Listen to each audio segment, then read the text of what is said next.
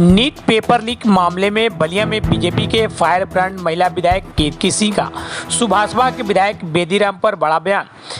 विधायक ने कहा कि पार्टी से निकालना ओम प्रकाश राजभर की जवाबदेही है।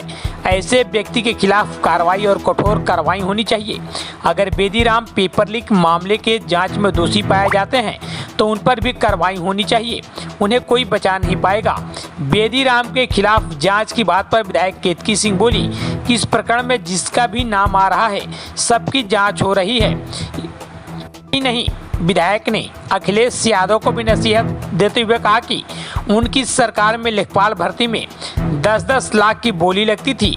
एक विशेष वर्ग को खुश करने के लिए बच्चों के पेपर्स में व्हाइटनर लगाकर पेपर बदल दिए जाते थे। यह देश अभी भूला नहीं है। देखिए एक पूरी रिपोर्ट। ये जो पेपर लीक हुआ है यह निश्चित तौर पर युवाओं के साथ और छात्रों के साथ एक बहुत बड़ी दुर्भाग्यपूर्ण घटना है और सरकार इसके प्रति बेहद सचेत है और बेहद कठोर है। और आप देख रहे होंगे कि जब से यह मामला सामने आया है इस पर एक सर्जिकल स्ट्राइक आप कह सकते हैं कि सारे दोषियों पर हो रहा है और सबको किसी को बख्शा नहीं जा रहा है। जो जहाँ पे है जैसे भी है उसको निकाल के और सरकार प्रयास कर रही है कि इसको खत्म किया जाए और एक अच्छा उदाहरण इस देश में प्रस्तुत किया जाए। पेपर लीक में सुभाषपा विधायक बेदीराम उनका भी नाम सामने, क्या लगता है कि अगर किसी भी व्यक्ति का अगर इसमें नाम आता है तो क्या उसके खिलाफ सख्त कार्रवाई नहीं होनी चाहिए? तो मैंने आपसे पहले ही कहा कि ये सरकार तो जीरो टॉलरेंस की पॉलिसी अपनाती है किसी भी भ्रष्टाचार के विरोध में या किसी भी क्राइम के विरोध में।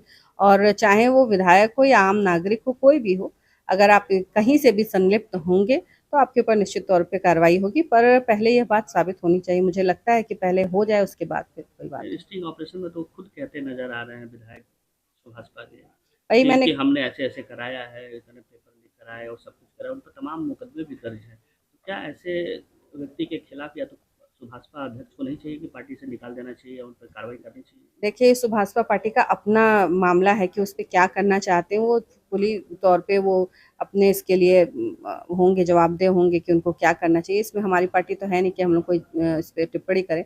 परंतु यह अवश्य है कि अगर कोई भी व्यक्ति जिसने छात्रों के साथ मिलकर इस तरह का काम करने का अगर काम किया है तो उसके ऊपर कार्रवाई तो निश्चित तौर पर होनी चाहिए और कठोर होनी चाहिए।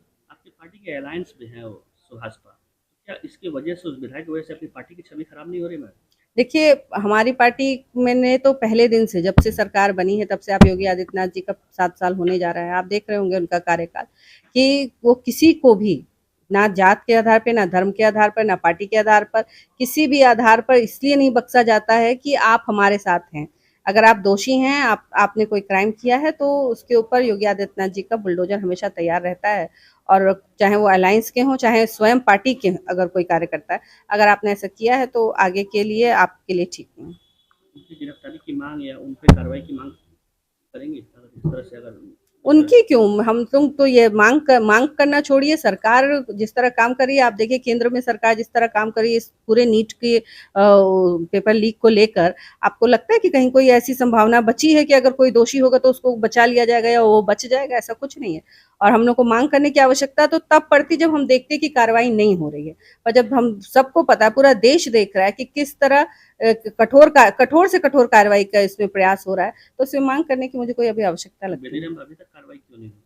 बेदीराम का भी जिस दिन पूरी तरह से साबित हो जाएगा उस दिन उनके ऊपर भी हो जाएगी कार्रवाई होगी निश्चित तौर पे। अगर अगर वो मिलते हैं तो, अगर दोषी मिलते हैं तो कार्रवाई होने से तो कोई नहीं बचा सकता। लेकिन जब तक अगर इस मामले में खुद के उनका जो वीडियो एक वायरल भी हो रहा है या जिस तरह से स्टिंग ऑपरेशन हुआ है उसमें वो साफ कह रहा है, तो सुभाषपा को इस पर ध्यान नहीं देना चाहिए क्या? क्योंकि उसके साथ साथ पार्टी की भी छवि तो खराब हो रही है बीजेपी की। देखिए, सुभाषपा का मैंने पहले भी कहा कि उनका अंदरूनी मामला है, इसमें मैं नहीं बोलना चाहती हूँ। और जो यहाँ तक रही स्टिंग ऑपरेशन की बात, तो कई बार ऐसी होती है कि बातें कुछ और होती हैं, निकलती कुछ और हैं। जब तक ऑथेंटिक, ये कोई कोई छोटा सा स्टिंग ऑपरेशन नहीं है, ये लाखों युवाओं से जुड़ा हुआ मामला है, बेहद संवेदनशील मामला है। और इसको हम राजनीति से ऊपर उठकर या बयानबाजी से ऊपर उठकर हम लोग देख रहे हैं कि कार्रवाई ठीक होनी चाहिए, दोषी पकड़े जाने चाहिए, ताकि भविष्य में छात्रों के मन में ये विश्वास आए कि हमारे देश में उनके हित की रक्षा हो रही है। तो ये ज्यादा मुख्य है। अखिलेश यादव तो कह रहे हैं कि अगर ये बीजेपी का या पार्टी का तो ये धंधा ही बन चुका है, पेपर लीक कमाओ और माल कमाओ। अखिलेश यादव का तो मुंह नहीं है बोलने लायक। हंसे तो हंसे चलनी हो हंसे जेब में 75 को छेद।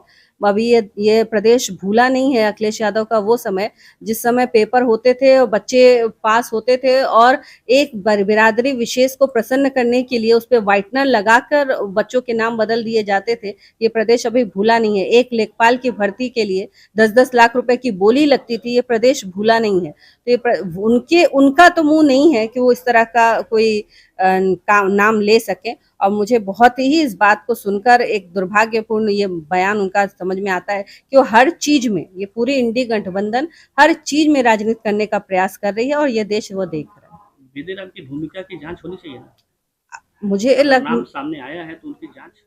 देखिए, हर उस व्यक्ति का जांच होना चाहिए और हो भी रहा है जिसका भी नाम इस पूरे प्रकरण में आ रहा है।